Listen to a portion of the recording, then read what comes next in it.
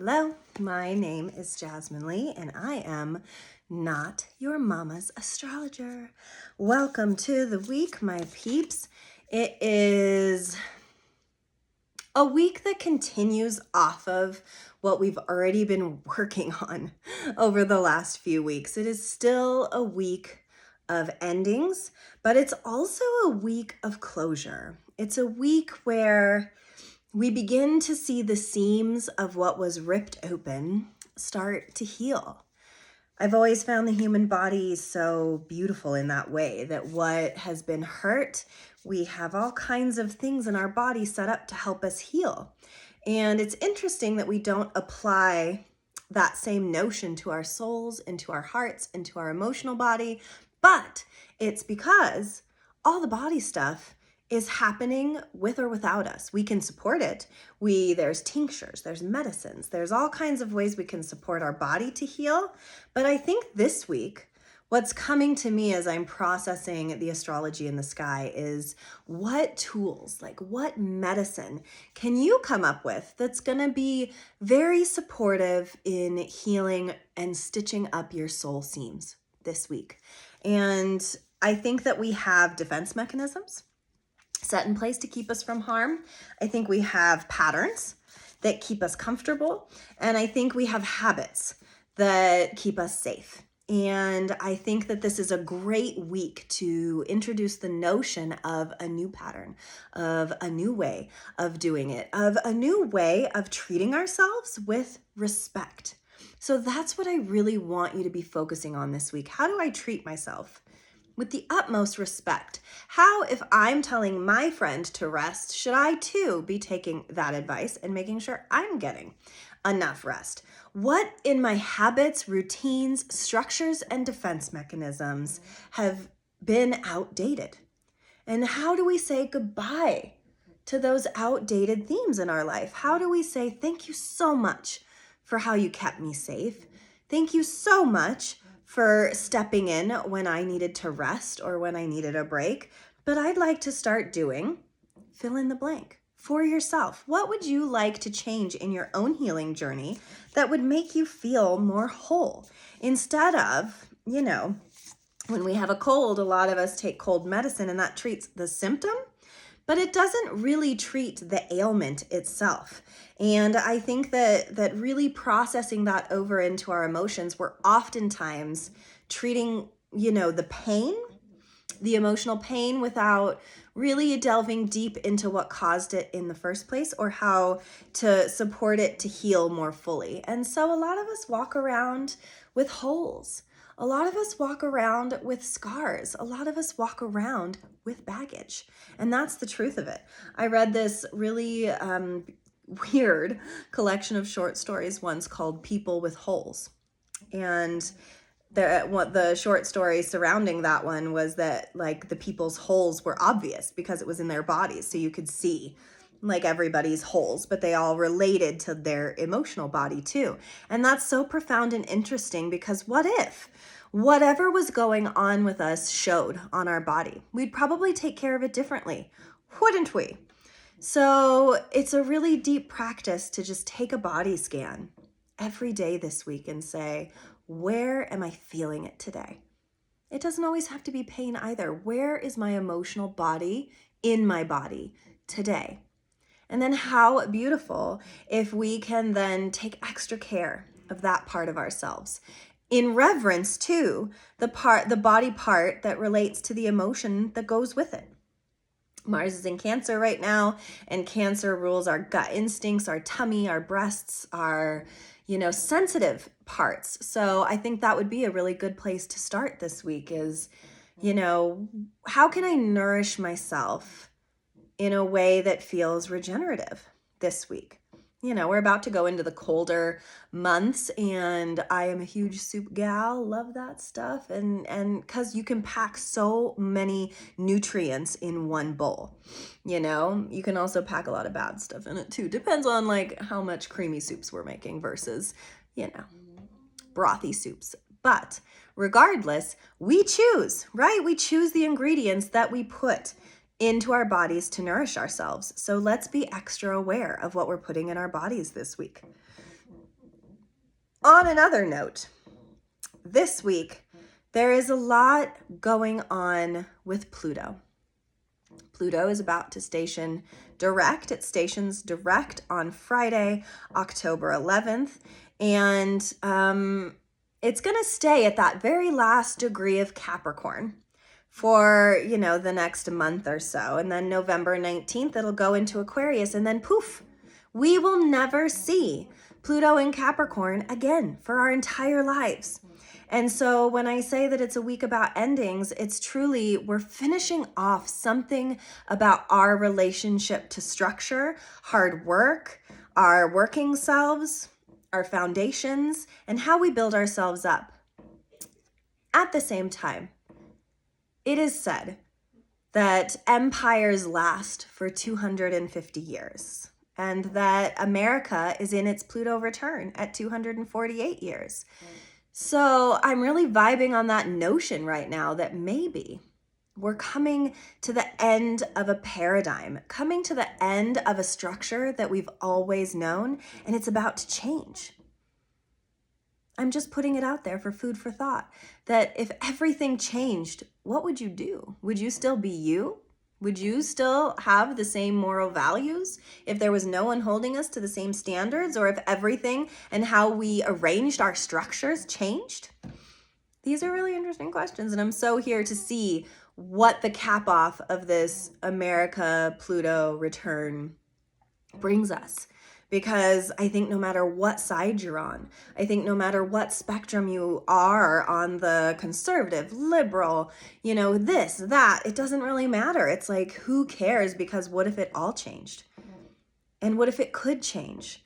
And isn't change sometimes good for us? And now it's scary, because change never comes easy. Change is uncomfortable. Change takes away a lot of our safety mechanisms. There's a lot going under the surface of change, but we're doing it, right? Like, you felt it. You felt the change inside of yourself over the last few weeks, I would imagine. And this Pluto going direct is really ending a story about our structure systems, albeit personal or political or world view stuff. It's really important to understand that once we go into Aquarius, Aquarius rules the house of technology. So in comes the AI generation, right? It rules astrology. So personally hoping for an astrological boon in which, we become obviously the queens of the universe, whatever. It also rules the big picture, not the micro, the macro, communities. It's about community health and stability. It's friendships. It's how we commune and how we come together for a united cause. So Aquarius really is beautiful energy for Pluto to be in, because it isn't demanding that it has to be one way or the other. Aquarius just wants to vibe, yo. Aquarius just wants different. Aquarius wants change. Aquarius is, ruled by the planet of big change. It's like our old paradigms and structures shifting. And that's really interesting. And where it falls in your chart is where you'll feel it personally. But here in America, having a Pluto return and then moving into that Aquarian energy, it's how can we do it different this time? How can we break down what hasn't been working so that we can build something different? Vibes, guys, major vibes. Tuesday, we have Venus trining Mars, which I love. I feel really inspired by this Venus trining Mars to do some extra videos. So stay tuned. I hope you'll listen. I hope you'll go follow me on my social media platforms at Jasmine Lee Astrology. I have TikTok, Facebook, and Instagram, because I want to talk relationships. I want to introduce astrology in a way that we're using it in our day-to-day, lives. Not just a weekly forecast, but how is astrology relevant to all of us all the time and every day? And so I'm going to start a little bit with relationships. So stay tuned for that. But astrologically speaking, this Tuesday, Venus trining Mars, it's entering the conversation of masculine and feminine dynamics.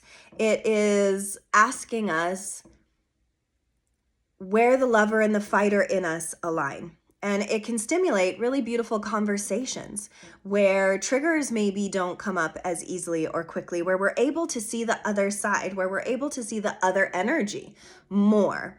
And I love that because I think that the more we can change our minds, the more we can be open, the more we can be compassionate, the more we can love and fight for what really matters to us is really poignant in this time of uncertainty, picking a lane, but also being open to the other one too, and understanding that just because you have an opinion doesn't mean it's right, or just because you have a belief system doesn't mean it's everybody else's.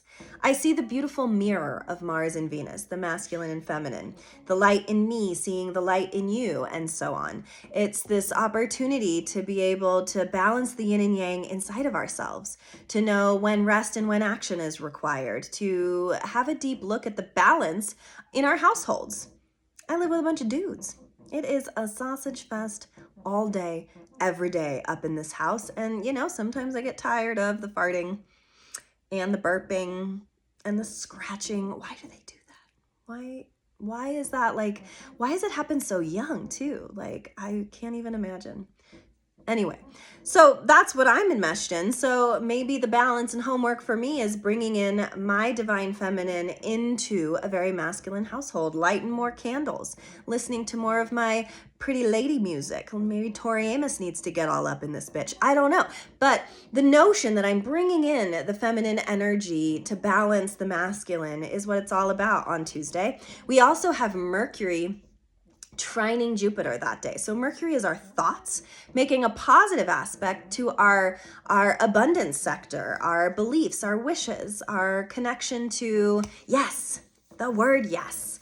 And so we might be able to think something that can change something. We might be able to think something that moves us towards more abundance. So be very thoughtful this Tuesday about what you want for yourself, what your yes day would look like, what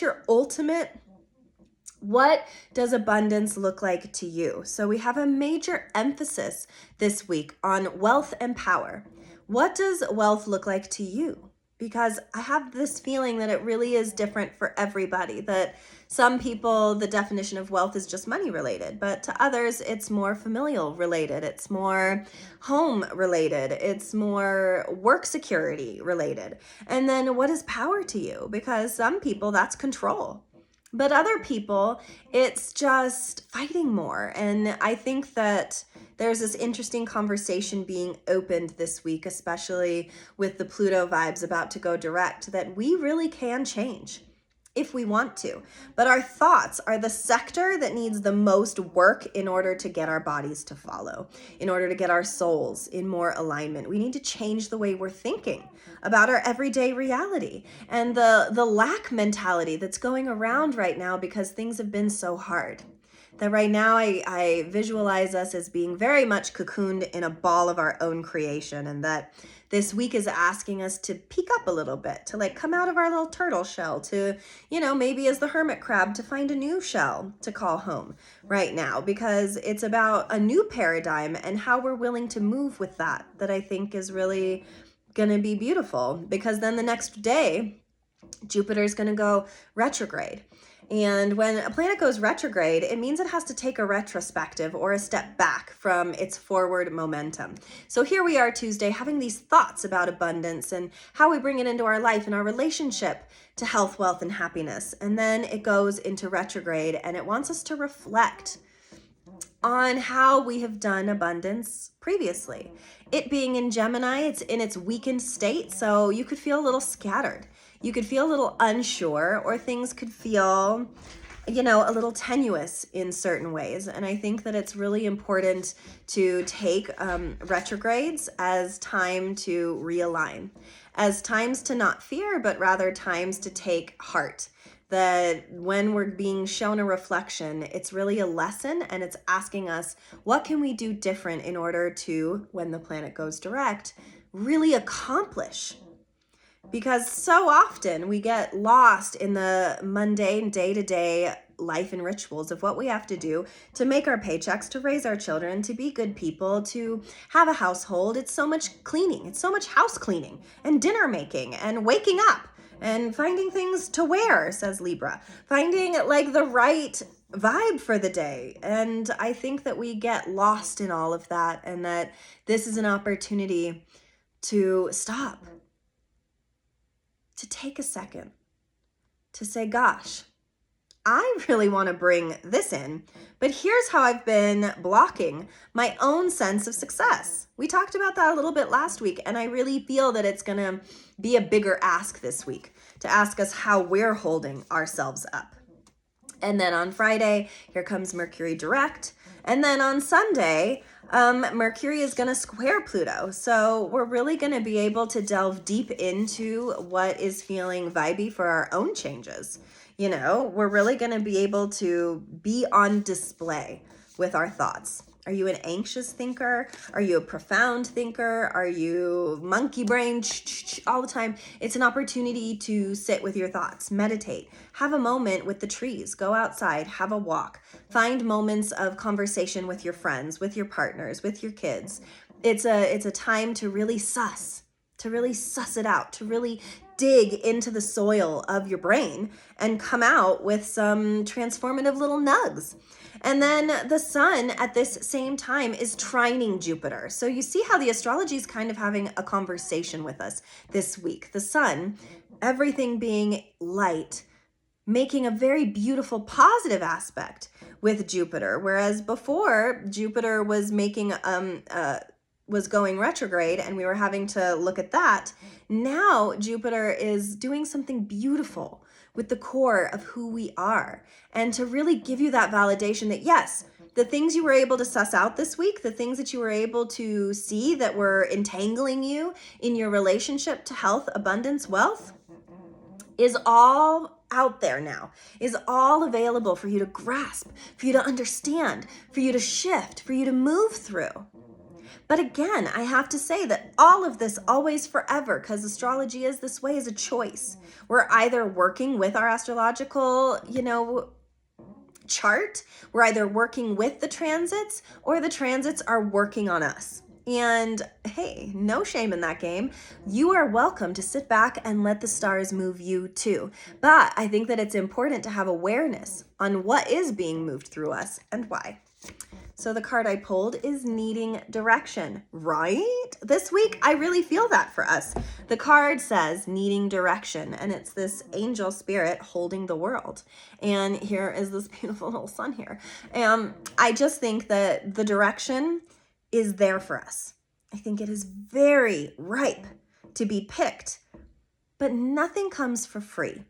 You know, they say that in all of the witchy books that I read and all of the magical everythings, is that magic comes at a cost, good or bad. Be a good witch, not a bad witch, please. But even if you're being good, the energy that you're expelling will always cost something. And what are you willing to trade?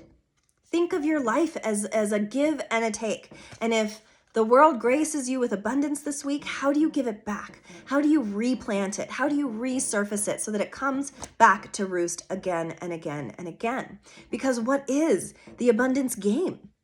How do we create lifelong abundance? And we start with gratitude always. We start with where we begin. We start with what we already have, with all of the tools we have, and we bless our body and our thoughts and our defense mechanisms for keeping us safe, and we loosen. And we open to the idea and notion that maybe we could be doing something different, better, changing, that could enhance what we have to offer and what we have to give the world and what we have, most importantly, to give ourselves.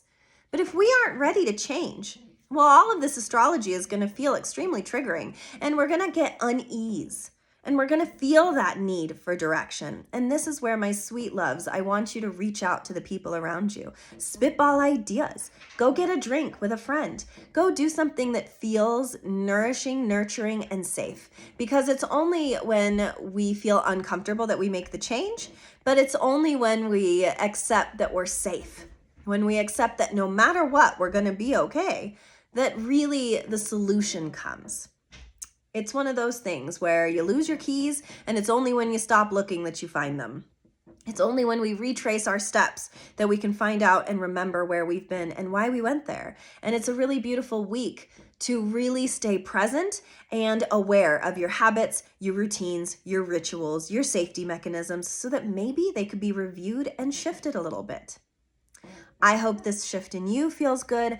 I am certainly feeling that energy to want to shift and move within myself and my own paradigms and what holds me back. What keeps me from going to the next level of wherever I want to be? I feel stuck in a lot of different ways. So let's do this together. Let's get unstuck. I don't know how it's going to go. I'm going to let you know. I'm going to be providing a little bit more astrological content for you. So my question is for you. Do you have any astrological relationship questions that I could answer along the way? Or is there something about astrology that you'd like me to talk about that feels confusing? Please put it in any of the comments, message me, reach out, let me know. Again, it means the world to me that you listen, that you take the time. Our time is valuable and precious, and I am always so grateful for the time that is given to these podcasts, as everything I give to you is from the deepest parts of my heart. Thank you so much for listening, and I will see you next week.